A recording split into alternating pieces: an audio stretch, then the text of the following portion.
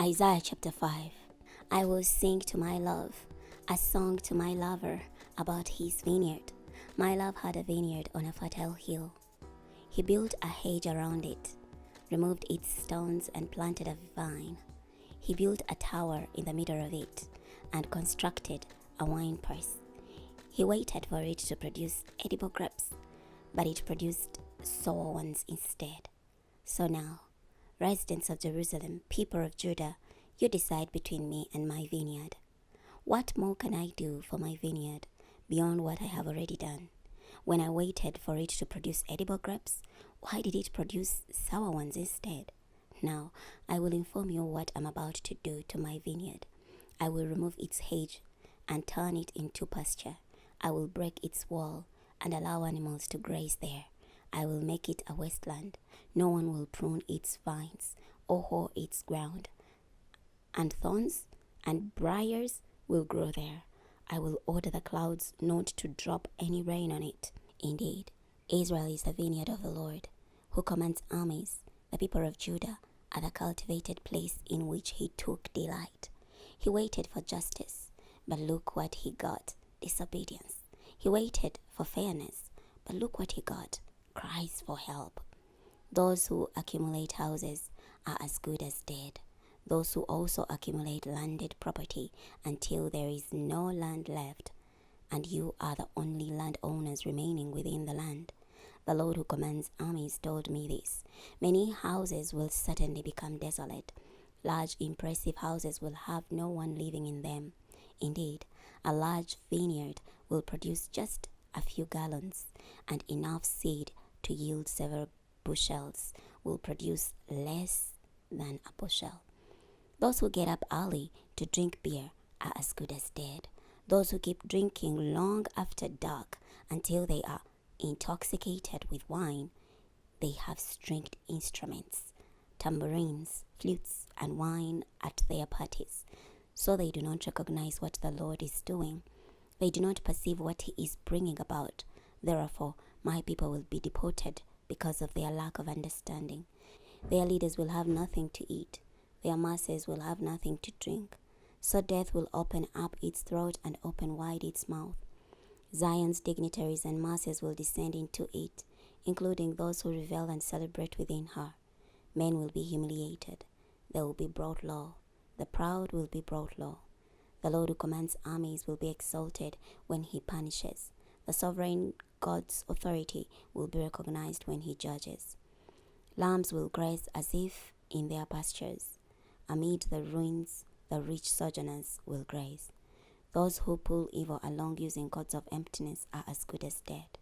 Who pull sin as with cut ropes? They say, let him hurry, let him act quickly so we can see. Let the plan of the Holy One of Israel take shape and come to pass. Then we will know it. Those who call evil good and good evil are as good as dead. Who turn darkness into light and light into darkness. Who turn bitter into sweet and sweet into bitter. Those who think they are wise are as good as dead. Those who think they possess understanding, those who are champions at drinking wine are as good as dead. Who display great courage when mixing strong drinks. They pronounce the guilty innocent for a payoff. They ignore the just cause of the innocent. Therefore, as flaming fire devours straw and dry grass disintegrates in the flames, so their root will rot and their flower will blow away like dust. For they have rejected the law of the Lord who commands armies. They have spurned the commands of the Holy One of Israel. So the Lord is furious with his people.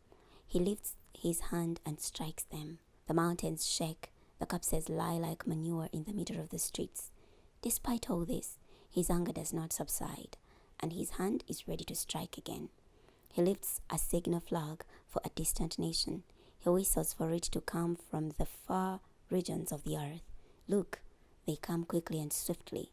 None tire or stumble. They don't stop to nap or sleep.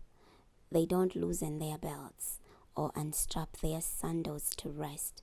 Their arrows are sharpened, and all their bows are prepared. The hoofs of their horses are hard as flint. and their chariot wheels are like a windstorm. Their roar is like a lion's, their roar like young lions. They growl and seize their prey. They drag it away, and no one can come to the rescue. At that time, they will growl over their prey. It will sound like sea waves crashing against rocks.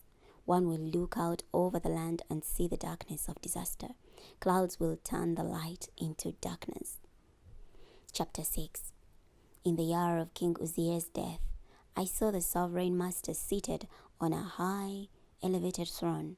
The hem of his robe filled the temple. Seraphs stood over him. Each one had 6 wings. With 2 wings they covered their faces. With 2 they covered their feet, and they used the remaining 2 to fly. They called out to one another, "Holy, holy, holy is the Lord who commands armies. His majestic splendor fills the entire earth." The sound of their voices shook the door frames, and the temple was filled with smoke. I said, "Too bad for me. I am destroyed, for my lips are contaminated by sin, and I live among people whose lips are contaminated by sin. My eyes have seen the King, the Lord who commands armies." But then one of the seraphs flew toward me. In his hand was a hot coal he had taken from the altar with tongs. He touched my mouth with it and said, "Look, this coal has touched your lips. Your evil is removed. Your sin is forgiven." I heard the voice of the sovereign master say, "Whom will I send? Who will go on our behalf?" I answered, "Here I am, send me." He said, "Go and tell these people, listen continually, but don't understand. Look continually, but don't perceive. Make the hearts of these people calloused. Make their ears deaf and their eyes blind. Otherwise, they may see with their eyes and hear with their ears. Their hearts may understand and they may repent and be healed." I replied, "How long, sovereign master?" He said, "Until cities are in ruins and unpopulated. The houses are uninhabited, and the land is ruined and devastated. And the Lord has sent the people off to a distant place, and the very heart of the land is completely abandoned. Even if only a tenth of the people remain in the land, it will again be destroyed, like one of the large sacred trees or an Asherah pole.